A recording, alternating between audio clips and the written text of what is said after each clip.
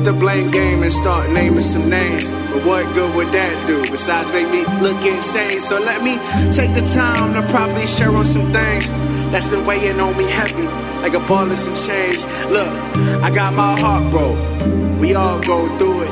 It hit me so hard. Hello. What's happening, everybody? Man, welcome back to the Man Kave Experience with myself, Cedric Edison, and the amazing man I get to call my friend Ron Servant. We appreciate you guys, returning listeners, new listeners, whatever kind of listeners. And we appreciate you guys taking time out of your day to come and spend time with us while we cover topics, that men generally don't talk about. And that's why we created this space, to put that out in the atmosphere, just to, put some good vibrations, positive things out there for men and women alike, no disrespect. But yeah, we just created this space for you guys as well as for ourselves to be able to create a legacy and have something out there for people to see. So I'll turn it over to Ron, let him introduce himself. Yeah, just Ron here checking in. A lot of good energy going on, just in general. We attempted last week to kind of do a combination Cedric Live, Man Kave Experience thing, so that didn't quite pan out the way we'd like it to, but we had a fun time with that. So we had a discussion, and we wanted to then carry this discussion into tonight. And it's a topic that we've had some conversation around when we've talked about just us as men, kind of doing this show, having differences about ourselves, yet kind of knowing how connected we are as humans. Not so much, Cedric, a black man from Texas, and myself, a white man from Southern California. We've always connected at a much different level than that. We've never really had any type of deep conversations around race and what our thoughts are on that. So we thought it was just a good opportunity for us to just have a conversation about that, just to be willing to maybe talk about some of our own experiences, some of our own, kind of thoughts around how others, view that in our communities, how that others, still kind of have that in the back of their mind or in the front of their mind, and really show just how little we've all evolved at times as human beings. So tonight we're talking about we call it black and white, and it could be any other variation of different cultural people coming in contact with each other. So it's not necessarily a black-white issue. It's just more how our prejudices and how our misconceptions around how much we're similar versus how much we're apart. We thought that would be a great opportunity to talk about this. So, again, I think for me, Cedric, I never really grew up having a, conversation with my parents around, kind of the history of blacks and, kind of that whole, kind of understanding of what prejudice looks like. I definitely experienced that. And I know I mentioned to you, but just a story that, from what I went through, I remember my uncle, my mom's brother, I must have been, 6, 7, maybe younger, 5 or 6 years old. And I remember my uncle having a black woman girlfriend, and they came over to our house, and I can remember my dad not letting her step foot in our house. And at the time, I didn't really understand what that really meant. I mean, I recognized that her skin was different color than mine. But I was kind of naive to that. I wasn't really, kind of connected to how that, that stereotypical male or, that idea that, we spent many, many years of our lives, and we still do, unfortunately, finding how we're different. Your skin's black, my skin's white, yet we're so 99.99% biologically the same, and yet we find that difference between who we are to identify how we're different versus, man, I'm just glad to be connected to somebody that has an amazing mind, an amazing heart, an amazing life, and regardless of what what your cultural background is. So that was an experience as we're sitting here talking about today, and I'd love to hear kind of from you, being a black man in an area of the world that may not have some of that movement towards, equality, maybe that movement towards understanding, maybe that movement towards the acceptance of us as human beings versus, those underlying tones that we unfortunately still experience today. Wow, man. That's interesting. Like, we kind of talked about it, but I never really knew all of that. That's pretty, I got some questions about that too. I'm like, huh. But man, it's been a little different for me, like in that area. You say, I guess I could say below the the Mason-Dixie line. Yeah. Yeah, like we was talking, what was it, last week, and I was mentioning, I can remember, I think I was probably around 6 or 7-ish, maybe a little bit older. There was a town, that was maybe 10 minutes down the road. Everything around there is, right down the road. And they literally had a sign that said, don't get caught in my city after the sun sets. And it had a picture of Black people on it. And there was times I remember, once we had moved to Louisiana, we were coming back to Beaumont to visit family, and we were coming through this little town, Biter is the name of it. And, you can see the big cross burning. They were having like a big rally, and I remember we almost got ran off the road. So that's kind of how it was, like, coming up. It wasn't, like, for us, it really wasn't like, oh, hate white people, don't like white people. It was never really talked about in that sense. It was always one of those, well, be careful what area of town you go in. Conduct yourself a different way when you're in this side of town. And then, like, Vida, it was just, once we were older, you just don't go to Vida, unless it's the daytime, literally. But it was never really taught, per se, by the adults. There was some, some of the older generation. I don't remember my grandmother, but I know my godfather, I could say, he was racist. Like, don't marry a white woman, don't do anything with white people, don't trust them, nothing. He had nothing to do with white people. So, I mean, kind of coming up, you looked at it a little different, but I was always, it was different. Like, the little town I was in, I thought I had white teachers, but when it came to students, there weren't many other white students in school for me until I got to middle school. And then when I went to high school, like, I remember there only being like maybe 5 white kids, maybe 10 at the max in my whole school. And we had a huge, I think my graduating class was like 300-400, pretty big school. And that many white people. So it was, it was always out of sight, out of mind. It was just, okay, white cops, teachers, business people or whatever. I was never really around it. But I guess once because I went to the Marine Corps and I was still in high school, after high school, went straight after. And so that opened my world up. That's when I really started seeing everybody, like we say, you see everybody as green. It really didn't matter. We all went through the exact same thing. Hey, you have your EVA, I have my EVA. You're a Marine, I'm a Marine. I don't give a damn. And I experienced it a little bit in there. I remember getting in a fighting boot camp because this dude got mad and called me a nigger. I don't know if he used that word, but, he used the hard R, and I remember just getting pissed, and we got in a fight. And now we're here, and it's sometimes it's difficult for me, coming from a hard background like I did, where, most cops were white, most authority figures were white. You just didn't have, unless you were in church, you really didn't have many Black faces outside of family in those positions. So seeing it that way and coming from it was like, man, white people were just like haters, they didn't understand us, or I'm dressed the way I want to dress, and they locking doors because I'm just walking down the street. Man, I don't want to rob you. I might, but I don't want to. You know.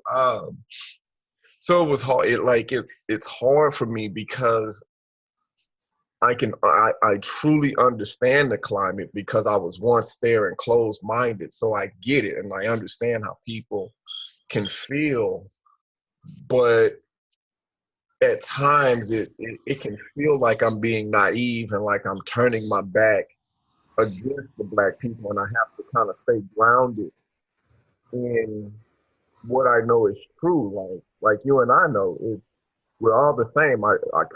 We cut each other. We're both gonna bleed. If you lose somebody that's close enough to you, you're going to feel sad, or you're going to feel that loss. We're all human. We're all going to feel it. Mhm. And it's like you were saying, man. I look for different ways to look at our similarities because that separation won't do anything but create more separation. You know?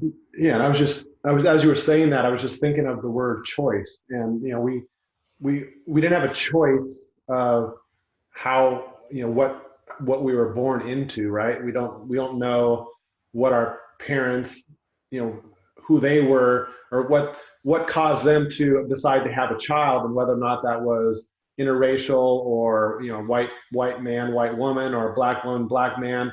Then we're born into this world, and that was not our choice to be brought into this world to have a certain color of skin or a certain ethnic background or any of that. So that's what I was thinking about that. But also, I think, you know, the choices we have now, I think most of our behaviors are learned. Even our thoughts are not even sometimes our own thoughts. And we just take from what we've learned from our parents, their parents, and we look at that as being how we need to conduct our life. And I think that's where, it gets frustrating because we don't, as on a whole, many people aren't willing to look at things differently, have that mind shift of, even though it was like this before, even though, this was the common thought process before, why would we want to now continue a process where we cause us to be separate? I think there's so many beautiful people in every race in the world, and to separate out and to, kind of feel, we talked about this before about just that, grouping people together, because, you're a black man, then, the stereotype of, this person might think because you're black that everything that they have experienced with their own life, then that categorizes you in that same, kind of category.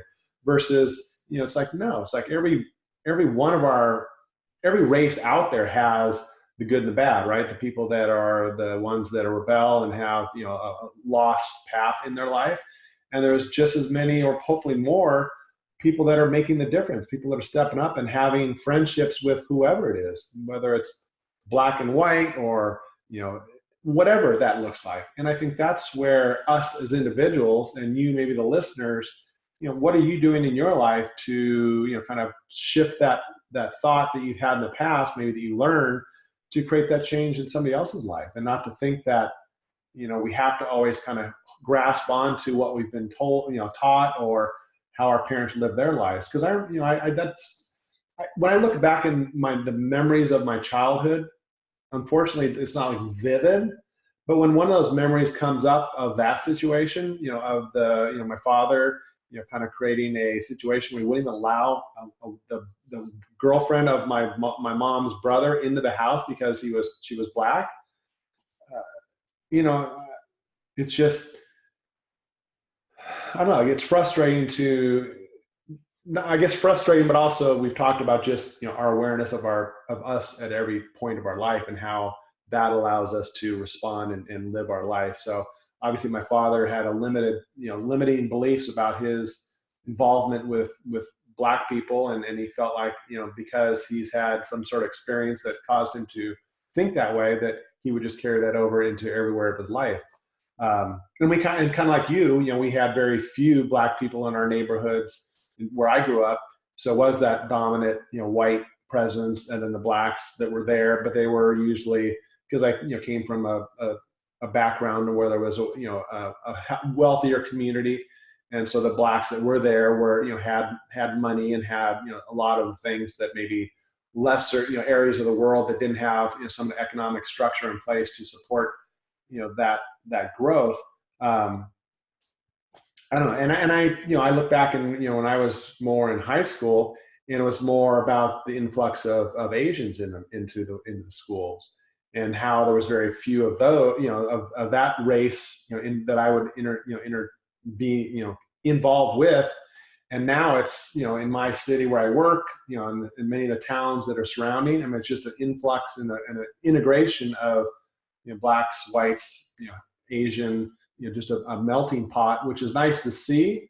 But I unfortunately feel like there's still kind of a subtle, in the back of your mind, kind of a mindset where there's not that letting go of all of the past prejudices that we have, and not moving forward to accept, you as a man that I have a great relationship with versus, I've got a great relationship with this black man that's a great man. It's like, what does that have to do with any of it? It has nothing to do with any of it. It has everything to do with just, the person you are, the experiences we share together, our willingness to be, the men that we are, and nothing more than that. I mean, it's just black and white, black and white as far as the clarity in my mind.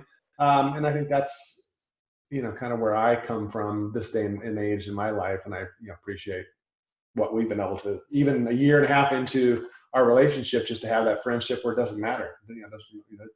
There's no judgment there. Yeah. When it's on a personal level, man, I get it. Cause I was thinking, and I'm like, man, because like with this space, we try and create a space to where we can hopefully impart some wisdom or something out there for you guys that's listening. But it'll be kind of interesting just to kind of talk about, there is or I believe, and you can correct me if I'm wrong, but there is a real life separation sometimes, and really, and it's just in this climate right now with the kneeling and the racial injustice that we see amongst the police. Mm-hmm. And being a retired gang member, like I have my thoughts about sometimes about police, but we definitely need them. I don't wish any harm on them. And I know that there are some great officers out there. One of my best friends is a homicide detective. So I know there's some good guys out there, and there are also some bad guys, but it creates a panic, so to speak, in my community, because for me, and I think we talked about it, and I asked before, because a lot of black people would say, well, there's white privilege, and I say, well, maybe, because there are some conversations that I'll have to have with Mosiah and add some real specifics in there that you may not necessarily have to have with Anthony, when it comes to police. So, and that's just for some of the listeners out there, I would have to disagree to an extent, and I guess it would be kind of interesting to get your perspective on it, because I know that's something I deal with, and I start to think about like, well, man, I'm literally going to have to tell my son how to conduct himself, and it's hard not to take it to a racial place, because the people that are doing the wrong are the ones that are of an opposite race. Mm-hmm. So I kind of have to incorporate that into the conversation, just because, that's the reality. So do you feel like that's a privilege, or like how does that resonate with you? I agree with you. And my own thought process and my own beliefs is that there's still that, that profiling going on out there, to where there's like a disposition And I get it. You're a police officer. You have something to respond to. There's a lot of uncertainty. You're protecting lives, but I think there is still, unfortunately, that mindset when they come across a black man versus a white man and doing the same crime, and there's a undertone of more uncertainty. And this is just my opinion. You, the listeners, may have a completely different opinion. We truly appreciate that. Again, we always try to give you the preface that this is just two men having a conversation. So we're not getting up on our soapbox. We're just sharing our experience. But I agree. I mean, I think when I see, the things that happen, and the news can be biased at times as far as what they show and what they don't show, but I don't hear a lot of injustice for white criminals that were mistakenly taken, or treated in a way that was, quite opposite of how a white man would have been treated. And that's just what I've experienced. Again, I think there's still, any inequality of that is too much. So I don't think it's just a little bit. I think there's still, way, too much in that direction of a disposition going into those situations where, there's a different reaction based on the color of the skin versus, I think a much different, and so I would agree with you, Cedric. I think that's just what I've experienced, in, kind of following different stories that come up. And it's, I guess the difficult thing that we're never in those situations is to know, as a police officer, what other feelings come up that are just that response to the situation. And I get that, but I think there's a lot of opportunities for a different way of handling things. I mean, so many times where, even people that have been, I was watching this story the other day on the news where this black man was in jail for like 20 some years for a crime he didn't commit. Yeah. And I get sometimes you don't figure that out until, you get a positive DNA sample and that all, ties everything together and you realize that you have the wrong person. But I think there's not, if that was, in my opinion, again, if that was a white man, I don't think there would be that time lost.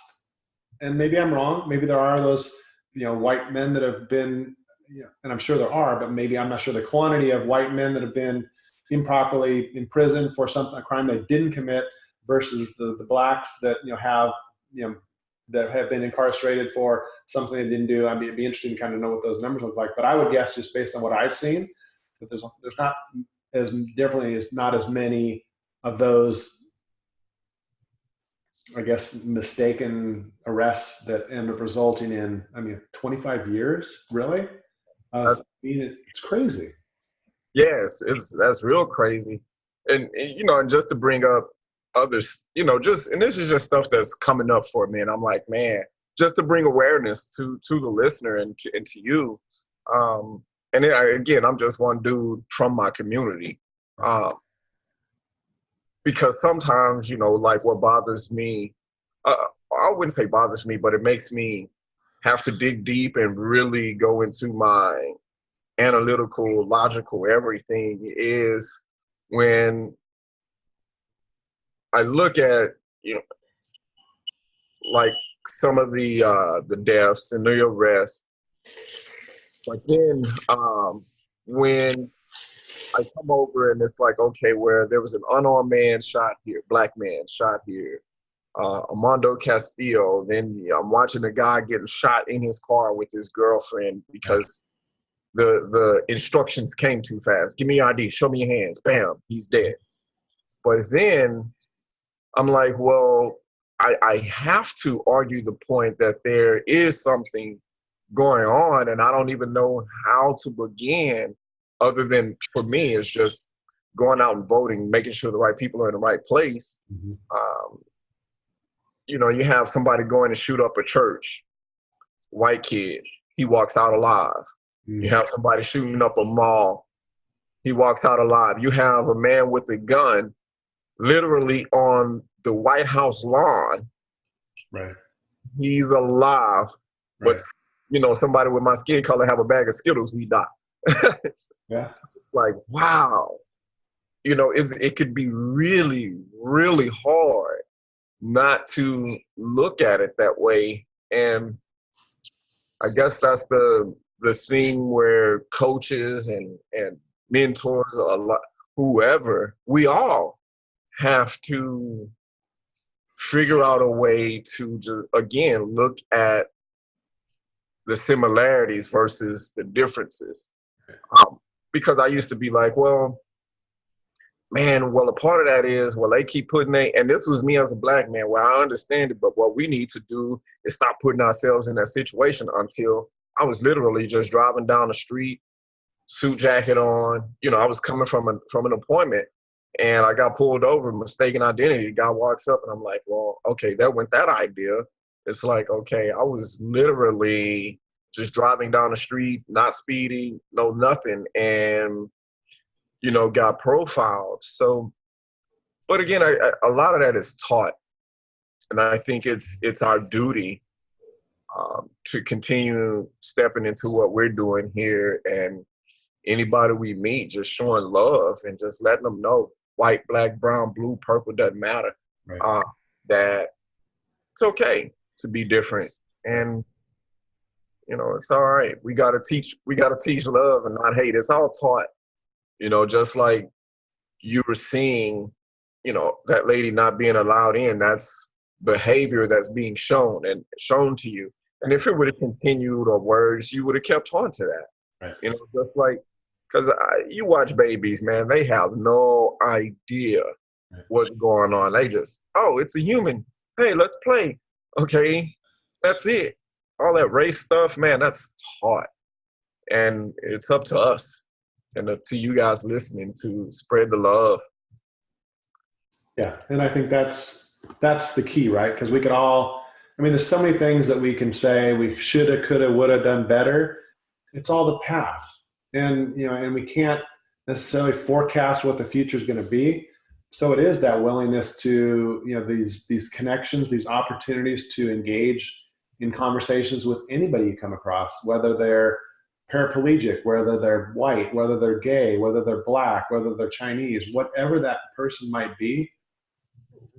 Who are we to not feel that human being is just as beautiful as we hopefully feel about ourselves? And why would I not want to experience the amazing gifts that person has? Because I'm a big believer, Cedric, I know you are as well. Every single human on this earth has some gift that's unique to them. And maybe they don't ever use it in their life because of their circumstances, but I think everybody has that unique gift that they can share. So if we as humans can tap into that individually and create those connections, whether it's just that person walking down the street, or somebody that has that's different than you. Again, if it could be anything, that we seem to separate out how we are connecting with that person. If we just put that aside and just say, I'm a human, you're a human, you're energy, I'm energy. Why not share some of that energy where we can create connection, where we can create, some of those basic needs that we so much desire and want in our lives. And if we just take those simple steps to change those little subtle things, what a beautiful direction the world can go in, one person at a time.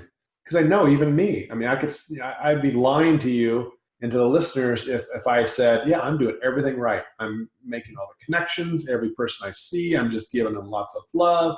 I still have my work out, to do. But at least I know what my intentions are. And then I have to flow my energy there. I have to make sure that I'm doing everything every day that shows my son, the type of man that he can be someday. So where he doesn't have that. And it's interesting because and my son's 13, Anthony, I don't at this point recognize any type of how he might separate out, different races, which is cool because I think that's more of our past, as far as having so much separation in at least, Southern California where I live. It's much more of a blend of cultures now, and there's not that, kind of pockets of different, different racial groups in different areas. It's much more, free flowing. So it's for me, it's nice to really see him, and hopefully by example, we're creating that space for him to not have those prejudices, to not have those reasons to think how somebody's different, to accept, you and anybody else in their life as exactly who they are versus, you're this, or you wear a red shirt and I don't like red, or I don't like the fact that you've got a bald head. I mean, what's that all about? It's like, screw that. It's like, how amazing are you? How can you share your amazingness with me so I can be a better person? And we can, it's like you always, we say at the end of our conversation, namaste, just recognizing that beautiful light in each one of us and how divine an experience that can be, just to let everything else go and just to share that. Yeah. And Anthony can't separate. Hell, he got a black uncle. That's right. And we've got other dynamics within our families where there's different expressions and different experiences that we're going through, and it's awesome to see him just be nothing other than coming from a place of love and acceptance, and that starts with us. And we're not, neither one of us are too old in our lives to not create that change. You, the listener, it's never too late for you to look at how you conduct your life on a moment to moment basis to really make those changes to obviously accept yourself, let go of how we feel like we're different, and acknowledge and appreciate how similar we are, how beautiful that can be to create, a place on this earth to where we can just marvel at each other's beautiful gifts versus, from afar saying, well, what's up with that guy? What's up with her? Why are they, let's stay away from that group. We don't want to associate with them. It's a lot of wasted energy. I mean, we've talked about our energy levels before, right? The energy is never born, never dies. So why waste our energy on something that's moving it away from us versus being in that energy and then sharing that energy and allowing others to feel that same space that we're able to feel. Yeah, it's crazy, man. I think because it keeps coming up in my head, like, man, you know what? Where's the focus? Yeah. Because we're focusing on everything else and everybody else. But then it's like how we had the shirts on stage, focus on you, not me. Like, if you're focusing on you and being intentional, not saying, hey, it's, like you say, man, I love that. We're not perfect. It's not going to be perfect. But as long as the intention is right and you're mindful and you can catch it and then change it, focus on you and not the next person. Just continue to work on. That's what I do now, man. Just continue to work on myself and don't even worry about it. So what? I don't give a shit. Well, and we've had you and I've had the discussion around, the feelings and impacts of our heart. So I know that my heart is never going to tell me, stay away from that black man because he can be trouble. My heart is never going to tell me that. My brain or, something like that might at times give me messages based on my past where there's been some messages given to me to be aware of, or this is what's happened before. So, danger, versus my heart is never going to tell me that. So if you can live more from that space where, you come from love, you come from acceptance, you come from those basic parts of who we are as humans, those changes will happen. It's when you get stuck in your head and those messages that you've, been able to kind of carry over from generation to generation, that's when we get in trouble. Our mind and our brain can, sometimes serve us well. Other times, not so much. Our heart is never going to lead us, and we've had this discussion about the heart. It's not going to take us in a place that's going to be harmful for us or for anybody else. And I think that's a key for us to, as men and as human beings, to move forward in evolution of our lives to be better and better as we move on. Yeah. Man, it's been a good one, dude. It's been a good one.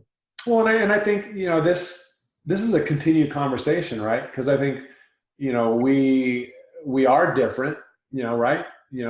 We have a lot of things that are different about us, but there's a hell of a lot more that's similar to us. And why not focus on that? I mean, our friendship has evolved in this short period of time, to a point where there is no barriers that keep us. I mean, we have a difference of opinion, which is cool. We respect that, but we don't get caught up in that whole separation of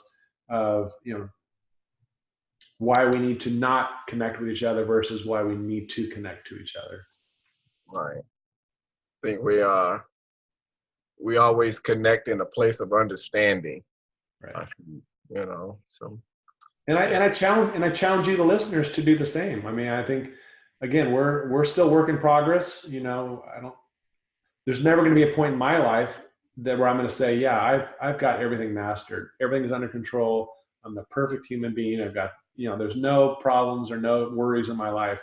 No, that might be worries till the end of my life. But if I can really minimize, my efforts to, be negative and really focus on the positive and really coming from a place of growth and change and opportunity and connection and love, I think the sky's the limit. So you have to look within yourself to know that that's within each one of you to tap into as well. It's just being, willing and able and structured enough to where you make those changes happen. Yeah. Man. I feel like, we are running out of time a little bit. Man. This has been I think this is going to be something we'll talk about again as some of our other topics, because I think this, as our children start, growing older and older, I think there's other things that will come into the conversation. And I just sure appreciate just our willingness to have a conversation that, I know there's efforts out there to have more integration of who we are, but there unfortunately still is that black-white issue, unfortunately. And we're here to, as two men, authentic men, to share who we are with you, the listeners, to be authentic, to really understand us as men, to where we don't have to really kind of do that whole dance of how we're so unique in ourselves versus that connectiveness that we have here. Yeah. Man, if I had one last thing to add, the best thing, and I've said a lot, but to you guys, I invite you to whatever negative thing you see out there in the world, before you try and change it, you be that change. Yeah. To me, that's the best way to change the world, is you become that change. Right. Be it racism, whatever the case, black, white, it doesn't matter. Anything negative that you see, be that change in the world. Right. And stand up, right? It goes along with that. It's just in situations where you have an opportunity to interject your thoughts around somebody that is maybe being negative or has that racism in them. You don't have to just sit there as a bystander. You could say, you know what, that's how you experience it, but I experience it much different. Give them a space where they can maybe have somebody that they can have potentially change in their life, because you're not that conduit that's going to keep that negative energy going. So I love y'all. Can't wait for our next episode. Just continue to appreciate this space that we call the Man Kave Experience with Cedric Edison, the amazing man. And love y'all. And Ced, you say your last goodbyes. Yeah, man. Love y'all. Appreciate the time y'all spend with us. And as always, man, namaste. It hit me so hard, I wasn't used to it. Literally, felt the pain in my chest. I never felt this hit before. I got played and finessed. I wrote like 4 songs about my pain and my stress.